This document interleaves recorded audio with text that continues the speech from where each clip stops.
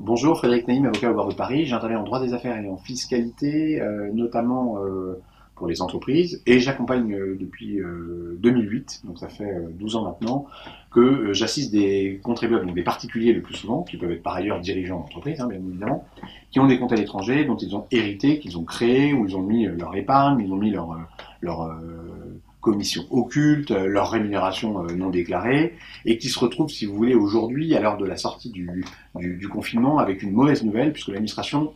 leur fait part du fait qu'elle a connaissance de leur compte à l'étranger. Alors j'ai reçu beaucoup d'appels, j'ai d'ailleurs fait une première vidéo sur le sujet, et en réalité, ce qu'il faut quand même bien dire, c'est que le sujet de se dire je déclare ou je déclare pas mon compte à l'étranger, c'est plus un sujet. L'administration vous dit je sais que tu as un compte à l'étranger, donc finalement vous devez déclarer ce compte à l'étranger. Si vous ne le déclarez pas, bah vous vous exposez simplement, j'allais dire, à une amende de 1 500 € en plus pour l'année 2019. Le vrai sujet, c'est pas la régularisation du compte au sens de la déclaration de ce compte, c'est qu'est-ce qu'il y a sur ce compte, qu'est-ce qu'il y a eu sur ce compte, comment ce compte a-t-il été créé, comment ce compte a-t-il été alimenté, a-t-on hérité de ce compte, et en réalité, c'est vraiment le fonctionnement de ce compte qui va nécessiter un travail très concret, très important, très lourd, pour se déterminer sur le coût fiscal de la régularisation. Moi, je reçois trop d'appels où on me dit oui, mais avez-vous une idée de combien je vais devoir payer? C'est quasiment impossible à dire, sauf dans les cas où vous me dites il n'y a jamais eu d'intérêt, de dividendes sur ces sommes-là. Le montant figurant sur ce compte n'est pas imposable de manière certaine, ce que vous devriez être en mesure de savoir, mais le plus souvent, c'est souvent imposable sans que vous le sachiez. Donc, si vous voulez, c'est impossible de vous déterminer sur un coût de régularisation. Ce que je peux juste vous dire, c'est qu'il y a une amende de 1 500 € par compte non déclaré et par an sur grosso modo 3 ans. Si vous avez des intérêts ou des dividendes ou des plus-values sur ces comptes-là, bah, effectivement, l'administration fiscale va être fondée à vous demander de payer l'impôt sur le revenu, la plus-value, la CSG sur les intérêts, les dividendes ou les plus-values de ces comptes des 10 dernières années. Si la masse de ces avoirs-là fait que qui n'a pas été soumise à l'ISF à l'époque où il existait, bah, il faudra refaire des déclarations d'ISF pour payer l'ISF. Et à tous ces rehaussements-là, on va vous appliquer des pénalités de 40%.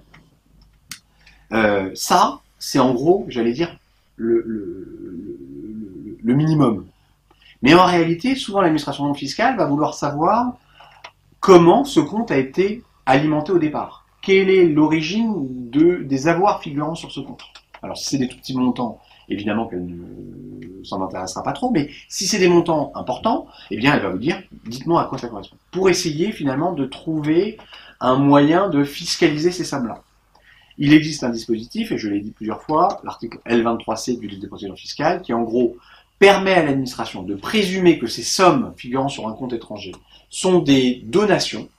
que vous auriez reçues d'un étranger, autrement dit taxable à 60%, si elle n'a pas d'explication plausible et concrète et non vérifiable, mais sérieusement envisageable par rapport à ces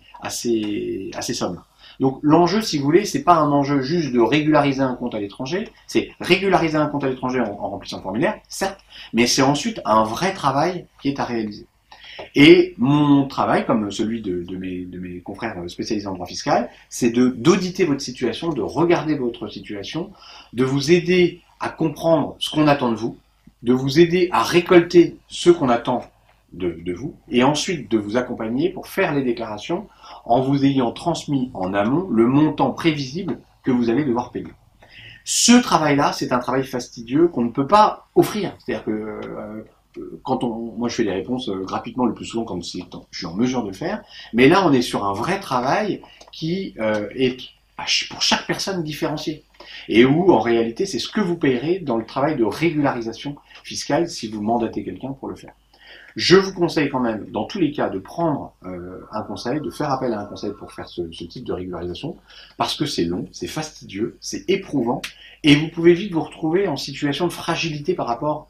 au service vérificateur ou au service de l'administration fiscale, que vous allez vous-même saisir d'ailleurs,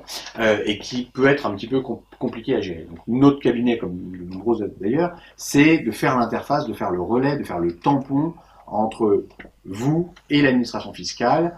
On vous invite à vous rapprocher des banques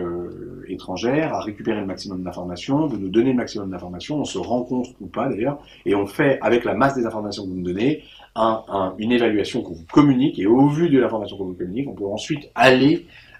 discuter avec l'administration fiscale, avec en toile de fond l'objectif majeur, faire en sorte qu'on ne vous applique jamais cet article L23C, ça c'est notre cœur, c'est ce qu'on va avoir comme objectif principal, et évidemment, si les sommes qui figurent sur ces comptes peuvent ne pas supporter d'impôt, vous accompagner à pouvoir soutenir que ces sommes-là ne sont pas imposables pour tel et tel motif. Je ne parle pas des intérêts, des dividendes ou des plus-values, je parle de l'avoir lui-même, du montant figurant sur le compte. Si par exemple vous avez une succession qui est ancienne, on pourra peut-être essayer de prévoir de la prescription. Vous voyez, tout ce genre de moyens, si vous voulez, qui nécessitent un travail d'audit par des cabinets spécialisés. Voilà, j'espère que cette chronique vous sera utile et je vous dis à bientôt. Merci à vous.